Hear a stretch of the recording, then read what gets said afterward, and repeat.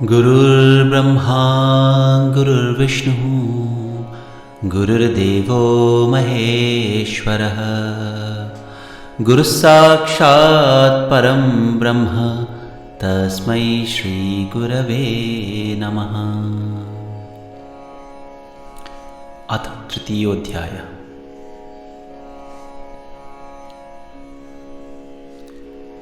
हे सुमुखी, अब सकामियों के लिए जप करने के स्थानों का वर्णन करता हूँ। सागर या नदी के तट पर, तीर्थ में, शिवालय में, विष्णु के या देवी के मंदिर में, गौशाला में, सभी शुभ देवालयों में, वटवृक्ष के या आंवले के वृक्ष के नीचे, मठ में, तुलसी वन में, पवित्र निर्मल स्थान में, नित्यानुष्ठान में, रूप में अनासक्त रहकर मौन पूर्वक इस जप का आरंभ करना चाहिए।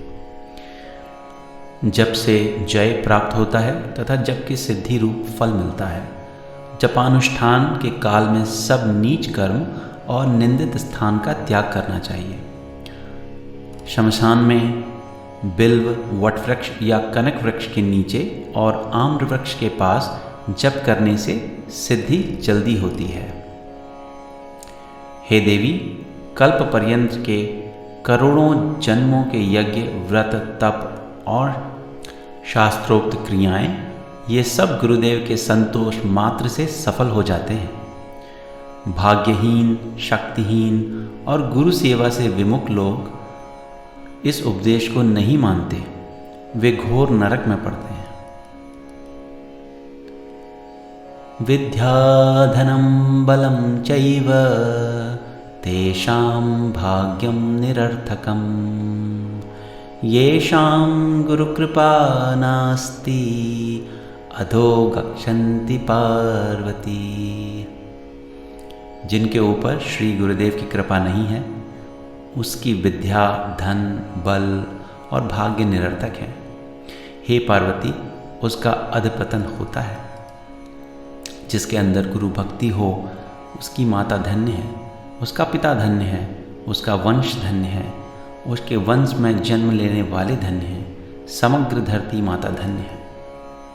शरीर, इंद्रियां, प्राण, धन, स्वजन, बंधु बांधव, माता का कुल, पिता का कुल, ये सब गुरुदेव ही हैं, इसमें संशय नहीं है। गुरु ही देव हैं, गुरु ही धर्म हैं, गुरु में निष्ठा ही परम तप है। गुरु से अधिक और कुछ नहीं है, यह मैं 3 बार कहता हूँ। जिस प्रकार सागर में पानी, दूध में दूध, घी में घी, अलग अलग घटों में आकाश एक और अभिन्न है, उसी प्रकार परमात्मा में जीवात्मा एक और अभिन्न है। इसी प्रकार ज्ञानी सदा परमात्मा के साथ अभिन्न होकर रात दिन आनंद विभोर होकर सर्वत्र विचरते हैं। हे पार्वती, गुरुदेव को संतुष्ट करने से शिष्य मुक्त हो जाता है। हे देवी, गुरुदेव की कृपा से वह आणिमादि सिद्धियों का भोग प्राप्त करता है। ज्ञानी दिन में या रात में सदा सर्वदा समत्व में रमण करते हैं। इस प्रकार महामौनी अर्थात ब्रह्मनिष्ठ महात्मा तीनों लोकों में समान भाव से गति करते हैं। गुरु भक्ति ही सबसे श्रेष्ठ तीर्थ है, अन्य तीर्थ निरर्थक हैं। हे देवी, गुरुदेव के चरण कमल सर्व तीर्थमय हैं। हे देवी, कन्या के भोग में रत, स्वस्त्री से विमुख, परस्त्रीगामी ऐसे बुद्धि शून्य लोगों को मेरा यह आत्मप्रिय परम बोध मैंने नहीं कहा। अभक्त, कपटी, धूर्त, पाखंडी, नास्तिक इत्यादि को यह गुरु गीता कहने का मन मैं सोचना तक नहीं। शिष्य के धन को अपहरण करने वाले गुरु तो बहुत हैं, लेकिन शिष्य के हृदय का संताप हरने वाले एक गुरु भी दुर्लभ है, ऐसा मैं मानता हूँ। जो चतुर हो, विवेकी हों, आध्यात्म के ज्ञाता हों, पवित्र हों तथा निर्मल मानस वाले हों, उनमें गुरुत्व शोभा पाता है।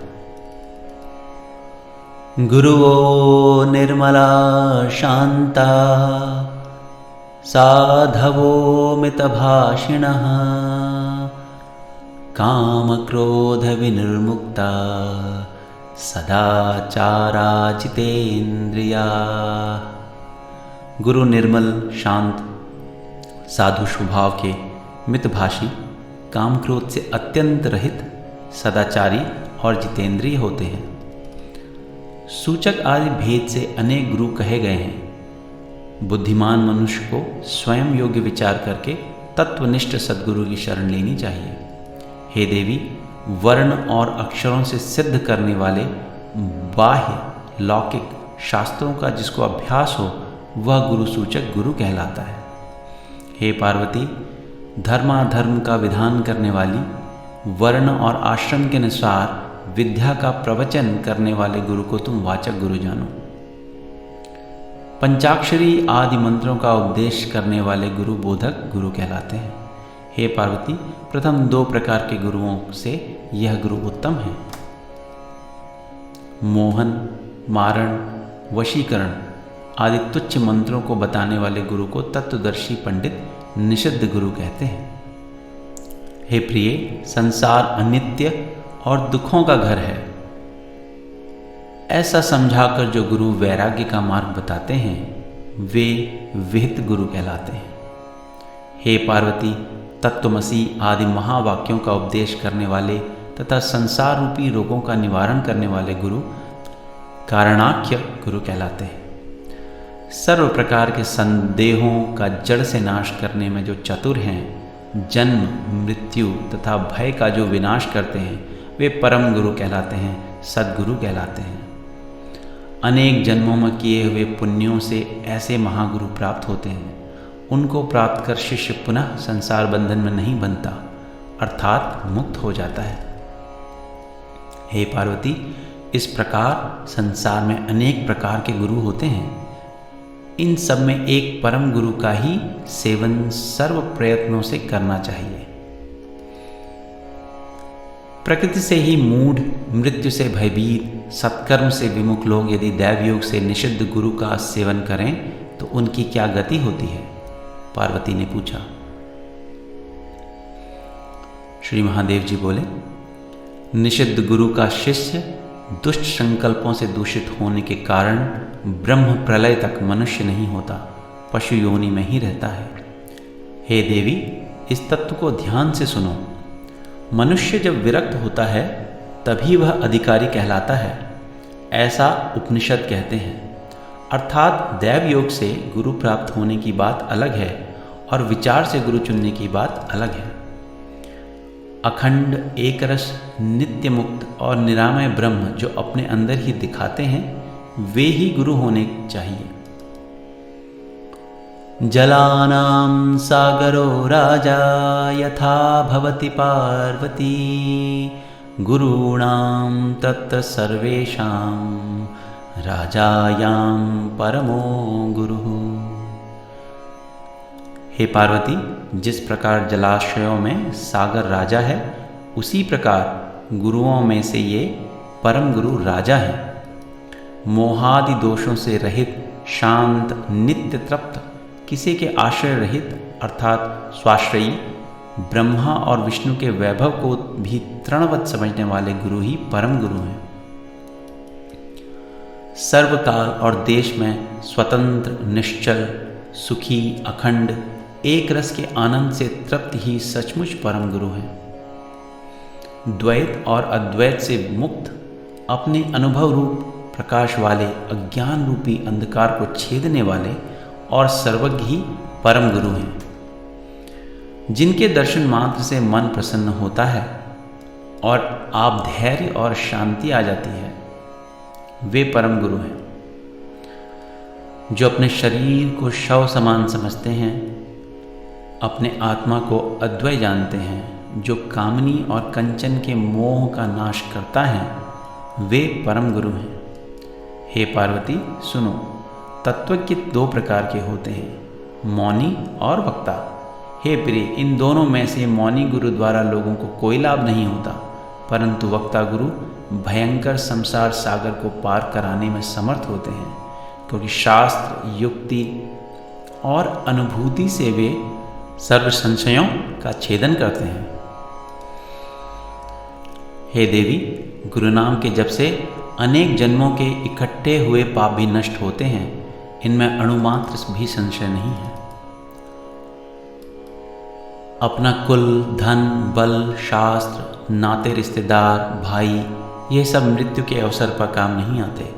एकमात्र गुरुदेव ही उस समय तारणहार हैं।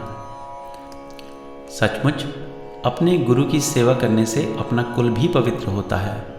गुरुदेव के तर्पण से ब्रह्मा आदि देव सब तृप्त होते हैं।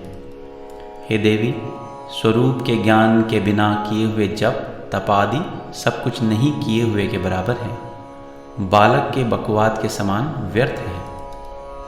गुरु दीक्षा से विमुख रहे हुए लोग भ्रांत हैं, अपने वास्तविक ज्ञान से रहित हैं। वे सचमुच पशु के समान हैं, परम तत्व को वो नहीं जानते। इसलिए हे प्रिय, कैवल्य की सिद्धि के लिए गुरु का ही भजन करना चाहिए। गुरु के बिना मूढ़ लोग उस परम पद को नहीं जान सकते। हे शिवे, गुरुदेव की कृपा से हृदय की ग्रंथि छिन्न हो जाती है, सब संशय कट जाते हैं और सर्व कर्म नष्ट हो जाते हैं। वेद और शास्त्र के अनुसार विशेष रूप से गुरु की भक्ति करने से गुरु भक्त घोर पाप से भी मुक्त हो जाता है। दुर्जनों का संग त्याग कर पाप कर्म छोड़ देने चाहिए। जिसके चित्त में ऐसा चिन्ह देखा जाता है, उसके लिए गुरु दीक्षा का विधान है।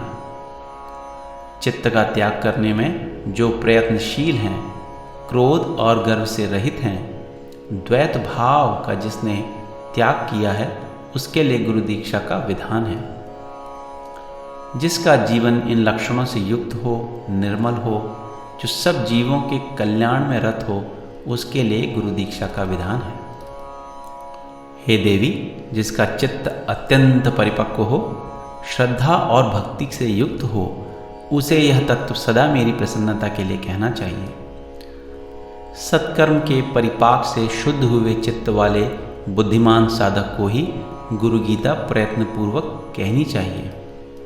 नास्तिक, कृतघ्न, दंभी, शठ, अभक्त और विरोधी को यह गुरु गीता कदापि नहीं कहनी चाहिए।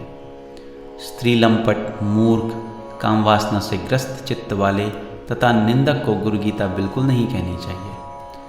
एकमात्र मंत्र का उपदेश करने वाले को जो गुरु नहीं मानता, वह 100 जन्मों में कुत्ता होकर फिर चांडाल योनि में जन्म लेता है। गुरु का त्याग करने से मृत्यु होती है, मंत्र को छोड़ने से दरिद्रता आती है और गुरु एवं मंत्र दोनों का त्याग करने से रौरव नरक मिलता है। शिव के क्रोध से गुरुदेव रक्षण करते हैं, लेकिन गुरुदेव के क्रोध से शिवजी रक्षण नहीं करते। अतः सब प्रयत्न से गुरुदेव की आज्ञा का उल्लंघन नहीं करना चाहिए। 7 करोड़ महामंत्र विद्यमान हैं, वे सब चित्त को भ्रमित करने वाले हैं। गुरु नाम का 2 अक्षर वाला मंत्र एक ही महामंत्र है। हे देवी, मेरा यह कथन कभी मिथ्या नहीं होगा, वह सत्य स्वरूप है। इस पृथ्वी पर गुरु गीता के समान अन्य कोई स्तोत्र नहीं है। भवदुख का नाश करने वाली इस गुरु गीता का पाठ गुरु दीक्षा विहीन मनुष्य के आगे कभी नहीं करना चाहिए। हे महेश्वरी, यह रहस्य अत्यंत गुप्त रहस्य है, पापियों को वह नहीं मिलता। अनेक जन्मों के किए हुए पुण्य के परिपाक से ही मनुष्य गुरु तत्व को प्राप्त कर सकता है। श्री सद्गुरु के चरणामृत का पान करने से और उसे मस्तक पर धारण करने से मनुष्य सर्व तीर्थों में स्नान करने का फल प्राप्त करता है। गुरुपादोदकं पानम गुरोरुच्छिष्ट भोजनम गुरुर्मूर्ते सदा ध्यानम गुरोर्नाम सदा जपः। गुरुदेव के चरणामृत का पान करना चाहिए। गुरुदेव के भोजन में से बचा हुआ खाना, गुरुदेव की मूर्ति का ध्यान करना और गुरु नाम का जप करना चाहिए। ब्रह्मा, विष्णु, शिव सहित समग्र जगत गुरुदेव में समाविष्ट हैं। गुरुदेव से अधिक और कुछ भी नहीं है, इसलिए गुरुदेव की पूजा करनी चाहिए। गुरुदेव के प्रति अनन्य भक्ति से ज्ञान के बिना भी मोक्ष पद मिलता है। गुरु के मार्ग पर चलने वालों के लिए गुरुदेव के समान अन्य कोई साधन नहीं है। गुरु के कृपा प्रसाद से ही ब्रह्मा, विष्णु और शिव यथाक्रम जगत की सृष्टि, स्थिति और लय करने में सामर्थ्य प्राप्त करते हैं। मंत्रराजमिदं देवी गुरुरित्यक्षरद्वयं स्मृतिवेदपुराणानां सारमेव न संशयः। हे देवी, गुरु यह 2 अक्षर वाला मंत्र सब मंत्रों का राजा है, श्रेष्ठ है। स्मृतियाँ, वेद और पुराणों का वह सार ही है, इसमें संशय नहीं है। मैं ही सब हूँ, मुझ में ही सब कल्पित है, ऐसा ज्ञान जिनकी कृपा से हुआ है, ऐसे आत्मस्वरूप श्री सद्गुरुदेव के चरण कमलों में मैं नित्य प्रणाम करता हूँ। अज्ञानतिमिरान्धस्य विषयाक्रान्तचेतसः ज्ञानप्रभाप्रदानेन प्रसादं कुरु मे प्रभो। हे प्रभो, अज्ञान रूपी अंधकार में अंध बने हुए विषयों से आक्रांत चित्त वाले मुझको ज्ञान का प्रकाश देकर कृपा करो। इति श्री गुरुगीतायां तृतीयोऽध्यायः।